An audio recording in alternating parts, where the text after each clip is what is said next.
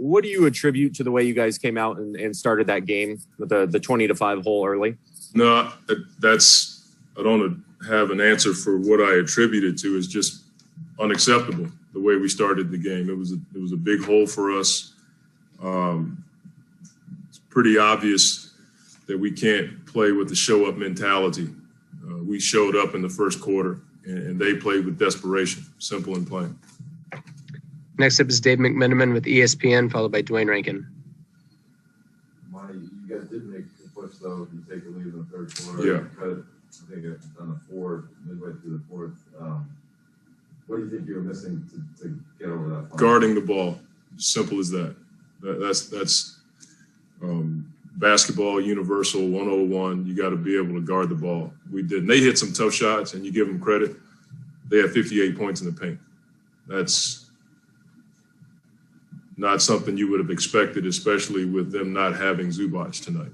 And so we will be better in the next game. But that's paramount on my mind right now is we got to play with way more force and competitive edge, and we got to guard the ball. Next is Dwayne Rankin with the Arizona Republic, followed by Jovan Buha. Hey, Coach, you talked about points to the paint. Cousins, you hadn't went from Raleigh playing to having that kind of performance. 15 points off the bench. When you have to double guys like that, it forces you into rotations. We didn't meet him early. We let him get right to the block tonight. He got whatever he wanted for the time he was in the game, and he was a presence tonight. They played with determination. You know, we have to realize we're trying to close out a series against a team that's been there before, and they're going to claw and scratch and do whatever it takes. We have to have that mentality. I didn't feel that in the first quarter. As the game progressed, we had it, and then they had confidence because they were making shots. Next is Jovan Buha with the Athletic, followed by Kellen Olson. Hey, Monty. Without Zubac, they played a lot more small. Yeah. Small for like 37 minutes. They had actually played better with Zubac versus the small lineup. What kind of changed tonight with them having success? I didn't think we showed them enough bodies, even when they were in one-on-one situations. I thought we were spread out. When we looked at it at halftime, you could see nothing but paint instead of seeing Suns' bodies and arms, even when they were in isolation situations with Paul and Reggie and Morris. We didn't show them enough bodies. And when they have a small lineup like that, they're going to try to spread you out.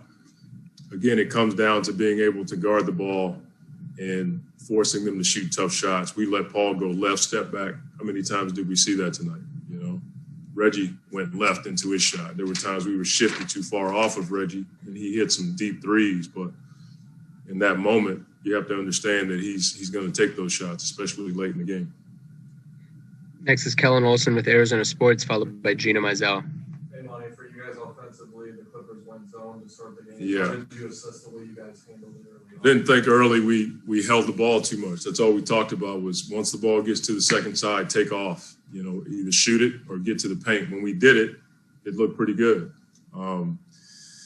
And I thought we allowed them to force us to stay on the side of the floor instead of getting over top of the screens. When you get over top of the screen versus the zone, then you can force them into rotations. We didn't do a good job of that tonight, but we will. We will be better. They'll probably do the same thing, throw some defenses at us like that, and we have to be better. Next is Gina Mizell with Suns.com, followed by Cameron Cox. Monty, you kind of touched on this in your first answer, but just you went 2-0 in closeout games before. What do you think you've learned now about closeout games as we get deeper in the playoffs, and just what do you anticipate the next step? The desperation has to be there. That's the deal. You know, just because you have a lead in the series doesn't mean you can show up and they're going to give it to you. You know, we have to understand that, and I think we do now. We will be better when we show up the next time we play. But their desperation, their competitive edge tonight was consistent for 48 minutes. We did it in spurts, and we certainly didn't start the game with it. Next is Cameron Cox with 12 News, followed by Sierra Santos. Monty, what'd you make of DA's play tonight? I thought they put a lot of bodies on DA. When he was diving, he saw 2 bodies, 3 bodies at times. When he was trying to get to the offensive boards, he had two guys boxing him out, and that means the corner guys can come in and get some offensive rebounds. He had an imprint on the previous game, and they did a really good job of sending bodies to him tonight. He's going to figure that out. We'll show him on the film. When you see DA in a game like this, as much as we missed with only 3 offensive rebounds, I got to look at the film, but from the eye test, it just looked like they sent 2 bodies to keep him off the glass tonight, and they did a good job. Next is Sierra Santos with Fox 10, followed by Dave McMenamin. Hi, Monty.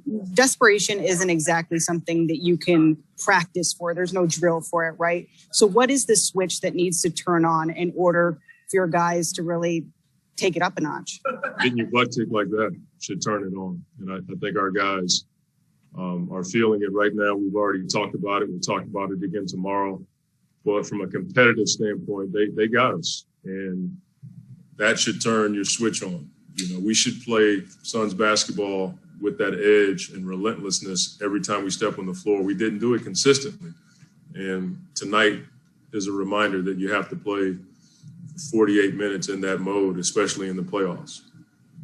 Final question is Dave McMenamin with ESPN. I don't know if you had any reaction to the flagrant that they called on Beverly and what was going through your mind when you saw Chris take that time. Some of the stuff that's happening is just, it is what it is. But when a guy does that kind of stuff consistently, what do you say as a coach? I can call the league. I can talk to, the officials in the NBA. It doesn't do anything until something's done about it. Those kinds of plays are dangerous. You know what I mean? Jay gets a flagrant for touching a guy in the face. That play with Chris, I got to watch it more on the film, but we can't let those kinds of plays get into our heads. They were physical tonight. That was an example of it. I want to watch the film before I make a declaration about that play, but they played desperate. Do I think it was a dirty play? No, but I think even when you're playing with a certain degree of aggressiveness, it can come off the wrong way. Thank you for the time, Coach. Thank you. Thanks, Coach. Yep.